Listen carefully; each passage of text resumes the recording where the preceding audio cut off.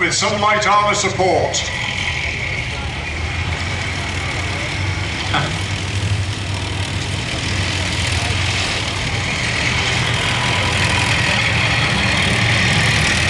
We've got an M5 light tank, and we've also got a Chaffee. Now the Chaffee, you'll notice, is painted up in British colours, which suggests that it's part of the 7th Armour Division, who use the Chaffee as one of their reconnaissance vehicles, and it looks likely that they've joined up with the 29th here to add a little bit of muscle to this particular branch of the sort of probing hand, if you like, that's moving in towards the centre of the fatherland.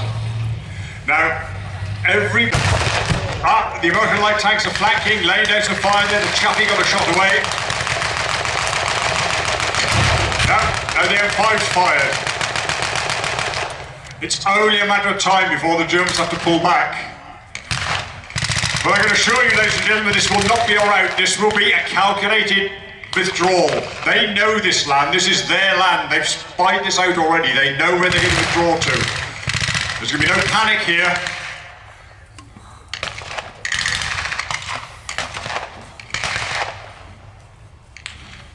Many of the Allies, British and American, simply could not understand why the Germans just didn't give up.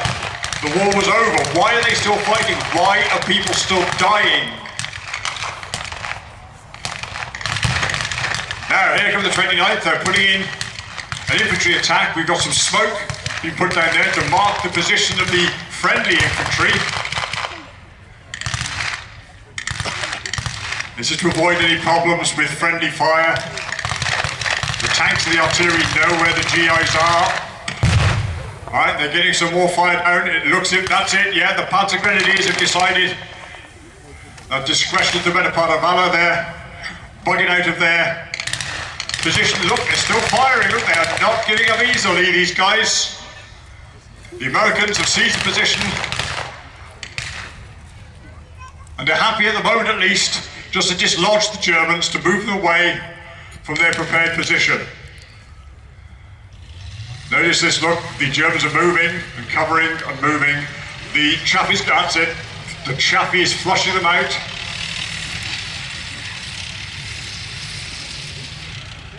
These Kampfgruppe were basically ad hoc units. They were thrown together from whatever there was available. These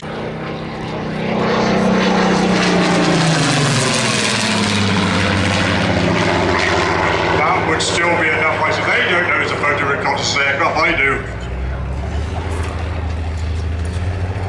That will be reporting back so that we know what kind of position all along the line. They'll be checking on the degree of resistance at each point. Bolden the Germans a little bit. Had he been, should we say, a fighting Spitfire, the heaviest weapons he would have had would be a couple of 20mm cannons. Give it away, everybody, come on, continue.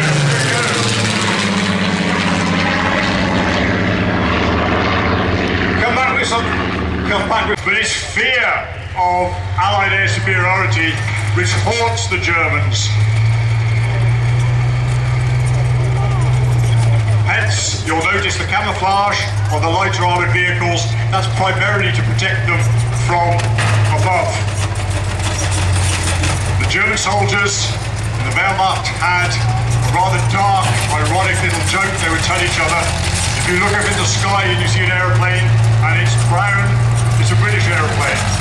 If you look up in the sky and you see an aeroplane and it's silver, it's an American aeroplane. If you look up in the sky and you see an aeroplane and it's not there, it's a German aeroplane. So they had this very kind of ironic view, but from their point of view it meant that they were in constant threat from these, not so much from the reconnaissance Spitfire gave them a fright, but it was unable to engage them. They were more concerned about the Jabos, the Jaeger bombers, the fighter bombers, the British Typhoons, the American Thunderbolts. A British Typhoon pilot wrote in his memoirs that under his wings he had the same firepower as a broadside of a light cruiser. So even our King Tiger tank here would be severely rattled by that kind of firepower. Now there's nothing much that the American light armor can do against that Tiger. In fact, you'll notice they're taking cover. They would be very brave even to show themselves. They can engage the 222. SS death squads are roaming behind the line. They might be doing what soldiers normally do, fighting for the bloke next to them. You come across that again and again.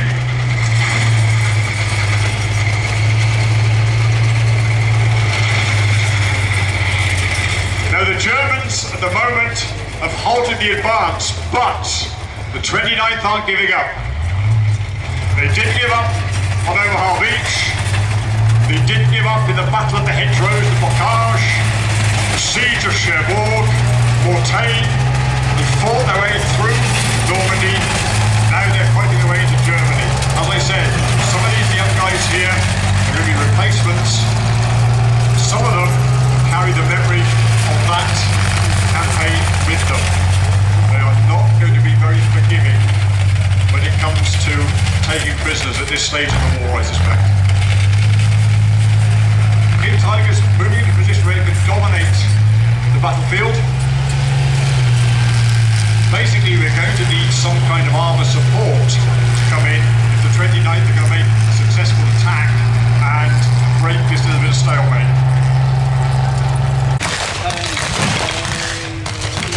Not a giveaway. A couple of our Germans here are using the MP40 submachine pistol. That was not as widely available to the standard Wehrmacht soldier at this stage in the war as it would have been.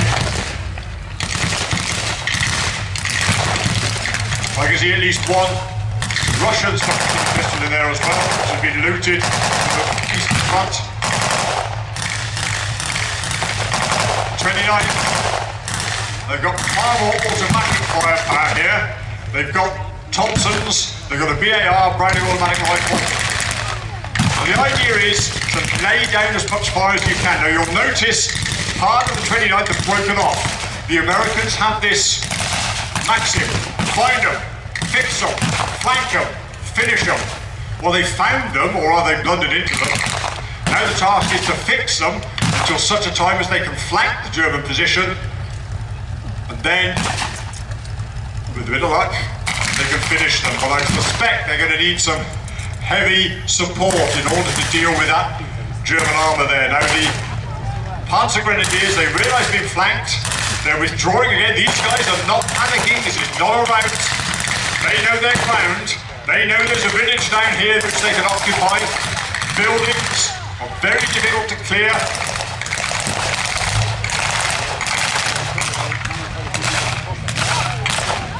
An M4 A276, that high velocity 76mm gun, has got more of a chance against the armour of the King Tiger as long as he picks his spot. This is very finely in the balance, ladies and gentlemen. We've got significant cloud cover. That photo reconnaissance Spitfire managed it, but I've got a feeling that we have to do this without the intervention of the JVOs, the fighter bombers. A lot of fire going down now.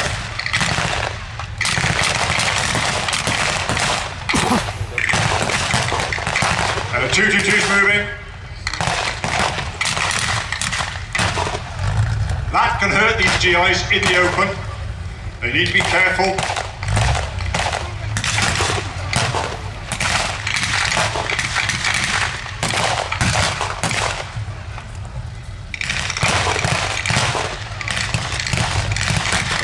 This has become a bit of a standoff. Light armour's coming in, and its support.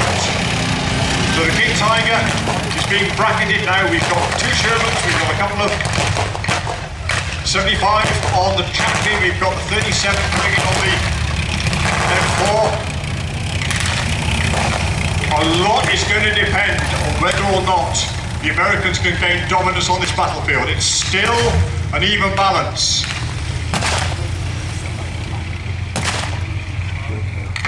There is a slender chance that the crew on that King Tiger are inexperienced. By this stage in the war, a lot of the experienced tankies, the guys who've gone into France, even the guys who've gone into Russia, got, hello, incoming fire. Right, they're breaking the... every single... My goodness. Big Tiger's being hit from every direction.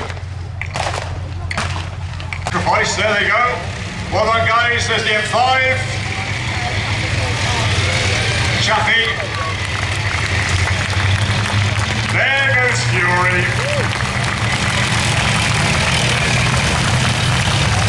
Here comes Havoc, J1. Put on the Jeep there, reconstitute. And the Deuce and a half, the GMC truck. Just think, you see the, imagine you just throw the shutters open on your French or Dutch or Belgian farmhouse and you've seen that convoy go past. 4 years of occupation under the jackboot of the Nazis, and these guys come and set you free, and that's definitely worth celebrating.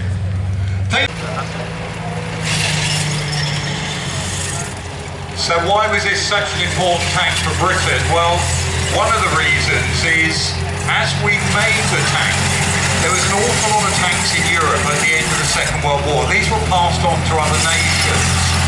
But we're also now entering the time of the Cold War. The idea of the Eastern Bloc countries under Soviet domination, Warsaw Pact it was sometimes called, versus the capitalist countries of the West, NATO. That's why NATO is followed by the brass case with the propellant in. They start by doing it with a loader assist system. It looked like a bit like an auto loader. But they rotate the round behind the bridge and then the loader can push it in. This is phase 2, where they actually build a bit of a turret to see how big. So what we do in Britain, we actually look at this tank and we say, okay, with a few adjustments, we could probably take that on, and it might not be the tank we ideally want, but we'll put it into service anyway. And that's what we do. We call it Challenger 1. Supported by the Iraqi army.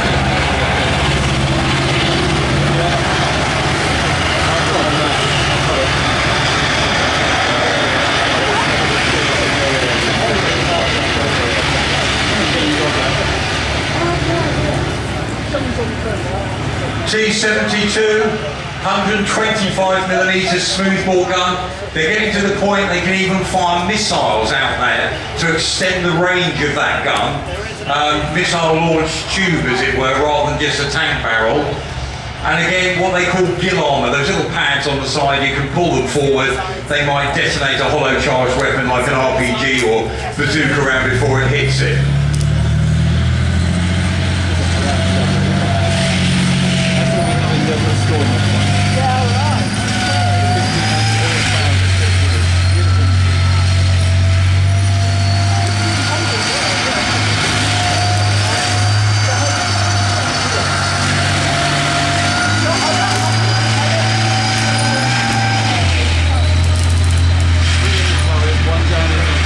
Challenger 1, it sees actually in the first Gulf War, there were big worries. Will it be able to cope? Is it actually a bit of a bodge? How are we going to deal with this? Its actual service really worked. It came back and actually proved its laurels from that point of view. But in the background, don't forget, this is